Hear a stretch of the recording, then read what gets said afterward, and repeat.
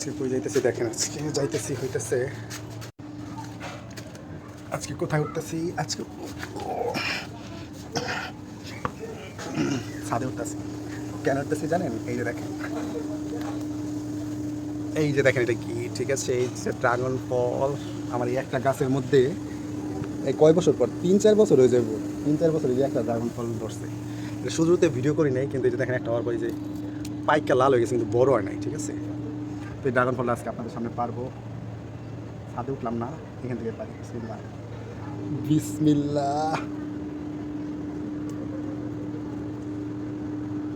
ইয়ে, লাল টুকটুকা হয়ে গেছে। প্রথমে না সবুজ ছিল, আমি মনে করছি কি এটা মানে সবুজ হইব।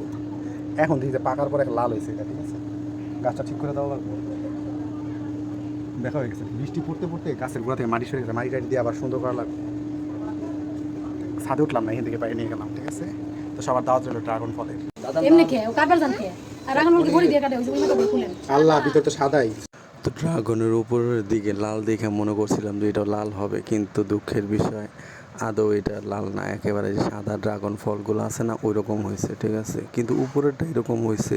প্রথমে যখন হয়েছিল তখন সবুজ কালার অনেক দিন যাবত ছিল, তো আমি মনে করছিলাম যে হয়তো বা এটা সাদাই হবে, ঠিক আছে। তখন আমি জিনিসটাই মনে করছিলাম। পরবর্তীতে যখন আস্তে আস্তে যখন মানে পাকা শুরু করছে কিংবা লাল লাল হইতেছে, তখন আমি মনে করছি যে না, ভিতরটা লাল হবে, ঠিক আছে। কারণ লাল যেটা থাকে না ওটা অনেক মিষ্টি হয়, আর সাদাগুলা মিষ্টি হয় না। দোকান থেকে আমরা কিনে খাইছিলাম অনেক আগে সাদাগুলা, কিন্তু সবসময় লালগুলা কিনে খাওয়া হয়। কিন্তু বাসায় যে সাদা দেখে আর কি মনটা খারাপ হয়ে গেছে।